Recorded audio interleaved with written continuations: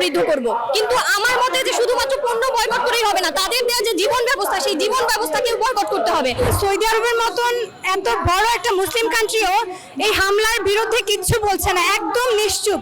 এখন তারা যদি আমাদের সাথে হইতো, তারাও যদি আমাদের সাথে এভাবে সংগ্রাম করতো, প্রতিবাদ করতো, তাহলে কিন্তু আজকে ফিলিস্তিনিরা এইভাবে মার খাইতো না, এভাবে নির্যাতিত হইতো না।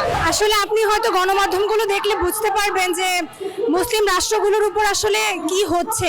আমরা দেখতে পাচ্ছি ফিলিস্তিনের উপর ইসরায়েলের যে নৃশংস হত্যাকাণ্ড, বোমা হামলাগুলো হচ্ছে, একজন মুসলিম হিসেবে, একজন মুসলিম নারী হিসেবে এর প্রতিবাদ জানানো আমাদের কর্তব্য মনে করছি।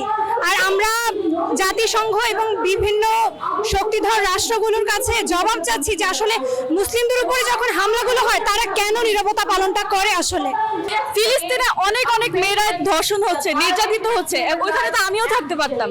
এই জন্য আমরা সব নারীরা আজকে একসাথে এখানে মানববন্ধনে দাঁড়িয়েছি, এটার প্রতিবাদ জানানোর জন্য। শুধু তো প্রতিবাদ করলেই হবে না, বিরুদ্ধে দাঁড়াইতে হবে, এটার সমাধানে আসতে হবে। এখন আমরা এই জন্য তারা সহজে আমাদের উপর অনেক হামলা করতে পারে, সহজে আমাদেরকে দমাই দিতে পারে। যদি আজকে আমরা একটা দল হইতাম, নেতার আন্ডারে থাকতাম, তাহলে তারা আমাদেরকে দমাইতে পারতো না। 180 কোটি মানুষ যদি আমরা একসাথে দাঁড়াইতাম, তাহলে তারা আমাদেরকে ভয় পেত, আমরা তাদেরকে ভয় পেতাম না। এমনকি আপনি যদি দেখেন সৌদি আরবের মতন এত বড় একটা মুসলিম কান্ট্রিও এই হামলার বিরুদ্ধে কিচ্ছু বলছে না, একদম নিশ্চুপ। এসবের আসলে কারণ কি, তাদের কোন জায়গাটাতে বেঁধে যাচ্ছে আমরা এটা জানতে চাচ্ছি এবং সঠিক জবাবটা চাচ্ছি যে মুসলিমদের উপরে এত এত হামলা হয় তারা কেন চুপ থাকে, আমরা কেন আমাদের সঠিক বিচারটা পাচ্ছি না, আমরা কেন আমাদের মানব অধিকারটা পাচ্ছি না, মৌলিক অধিকার থেকে বঞ্চিত হচ্ছি।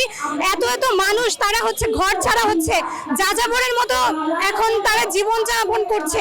দেখুন, বিক্ষোভ সমাবেশ একটা প্রতিবাদেরই অংশ, কিন্তু শুধুমাত্র এটা দিয়ে সম্ভব না। যদি না আমরা এই 16 কোটি বাঙালি ঐক্যবদ্ধ হই, আমরা মুসলিমরা যদি ঐক্যবদ্ধ না হই, তাহলে আসলে সম্ভব না শুধুমাত্র বিক্ষোভ সমাবেশের মাধ্যমে। আমরা সারা পৃথিবীর মুসলমানরা যদি ঐক্যবদ্ধ হই, তাহলে কিন্তু ফিলিস্তিনের পাশে দাঁড়ানো আমাদের কাছে ব্যাপার না। আজকে আমরা 200 কোটি মুসলমান, আর তারা 1.5 কোটি ইহুদি, তারা 1.5 কোটি ইহুদি হয়ে সারা বিশ্বকে লিড দিচ্ছে, তাহলে আমরা 200 কোটি কেন পারবো না?